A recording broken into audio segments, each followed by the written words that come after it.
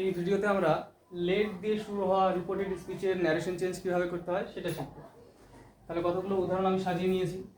প্রথমে দেওয়া আছে let me come in, he said let me come in, সে বললো আমাকে আসতে দেন, আসতে দেওয়া হোক।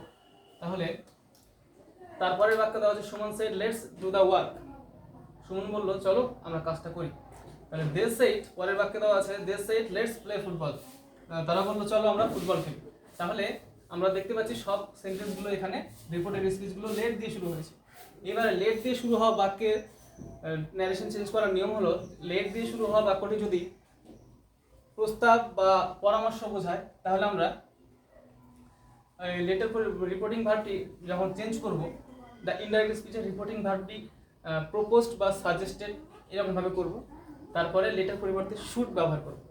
আর যদি লেট দিয়ে শুরু হওয়া এই রিপোর্টেড স্পিচটি যদি ইচ্ছা বোঝায় বা প্রার্থনা বোঝায় তাহলে আমরা রিপোর্টিং ভার্বটিকে উইশড বা রিকোয়েস্টেড এরকম লিখবো। তারপরে আমরা লেটার পরিবর্তে মাইট বি অ্যালাউড টু এরকমভাবে লিখবো।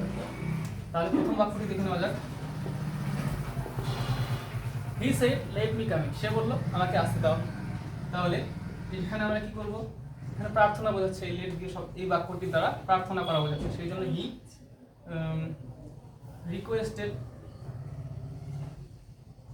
রিকোয়েস্টেড লিখলাম রিপোর্টিং ভার্বটি, কারণ এখানে প্রার্থনা করা হয়েছে। হি রিকোয়েস্টেড দ্যাট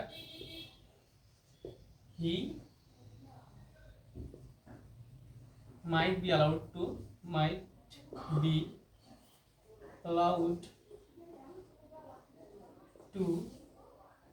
come.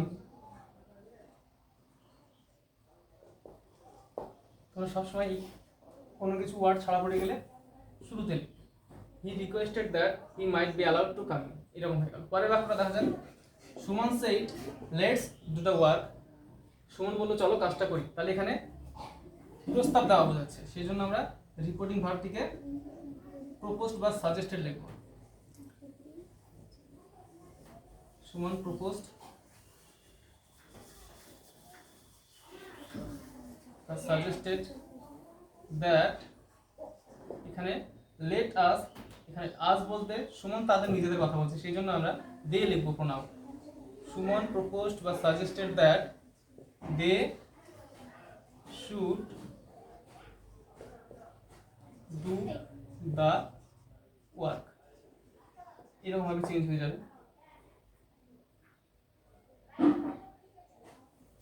পরের বাক্যটি দে সেড লেটস প্লে, এখানেও প্রস্তাব দেওয়া হচ্ছে, সেই জন্য আমরা রিপোর্টিং ভার্বটি দে সাবজেক্ট লেখার পরে রিপোর্টিং ভার্বটি আমরা এখানে প্রপোজ বা সাজেস্টেড করব।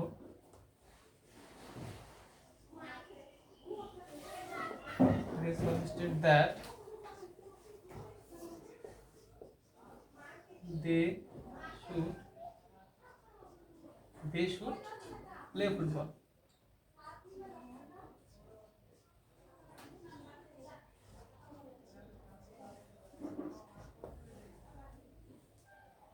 তাহলে প্রথম বাক্যটি আমরা কি করলাম, he said let me come in, তাহলে এটার অর্থ যেহেতু অনুরোধ করা বোঝাচ্ছে সেই জন্য হি রিকোয়েস্টেড করে দিলাম আমরা। হি রিকোয়েস্টেড করে রিপোর্টিং ভার্বটিকে হি রিকোয়েস্টেড করে আমরা চেঞ্জ করছি, he requested that he might be allowed to come in. Suman said let's do the work, এখানে পরামর্শ যেহেতু একটা উপদেশ সাজেশন দেওয়া বোঝাচ্ছে বা প্রস্তাব দেওয়া বোঝাচ্ছে, সেই জন্য আমরা রিপোর্টিং ভার্বটিকে প্রপোজড করে দিলাম, এখানে সাজেস্টেড লেখা যেত। তাহলে Suman propose that they should do the work. পরের বাক্যতে they said let's play football, এই বাক্যটাকে আমরা চেঞ্জ করে লিখলাম they suggested that they should play cricket. এইভাবে আমরা এই বাক্যগুলি পরিবর্তন করলাম।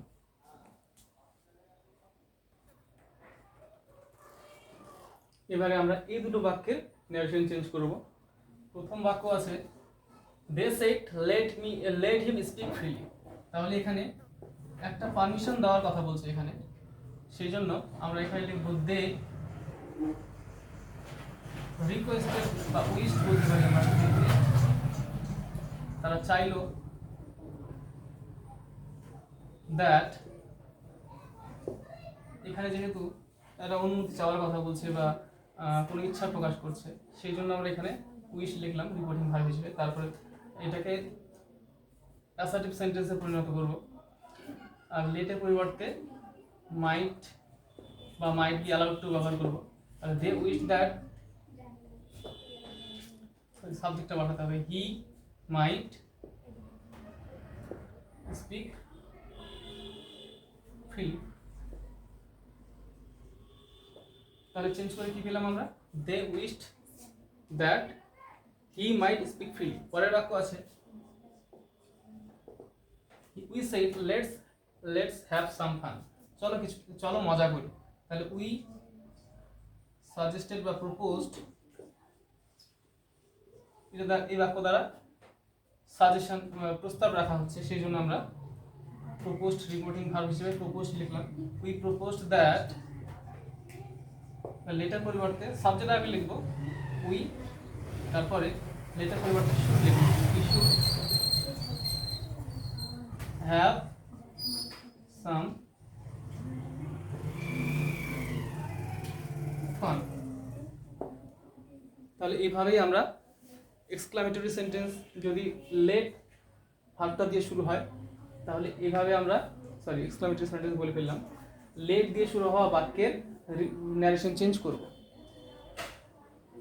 যদি লেট দিয়ে শব্দ শুরু হওয়া বাক্যটি বা রিপোর্টেড স্পিচটি প্রার্থনা বা ইচ্ছা প্রকাশ করে, তাহলে আমরা রিপোর্টিং ভার্বটিকে উইশড বা প্রেড বা রিকোয়েস্টেড লিখব। তারপরে লেট উঠিয়ে দিয়ে আমরা মাইট বা মাইট বি অ্যালাউড টু এই ভার্বটা ইউজ করব। আর যদি লেট দিয়ে শুরু হওয়া বাক্যটি প্রস্তাব বোঝায়, তাহলে আমরা রিপোর্টিং ভার্বটি ইনডাইরেক্ট স্পিচের রিপোর্টিং ভার্বটি উইশ প্রপোজড বা সাজেস্টেড লিখব। তারপর লেটের পরিবর্তে আমরা শুড শব্দটিকে ইউজ করব। আর তারপরে পুরো বাক্যটিকে আমরা স্টেটমেন্ট সেন্টেন্সে পরিণত করব, কোনো রকম অর্থের পরিবর্তন না করি। আশা করি কীভাবে লেট দিয়ে শুরু হওয়া বাক্যের ন্যারেশন চেঞ্জ করতে হয় সেটা বোঝা গেছে।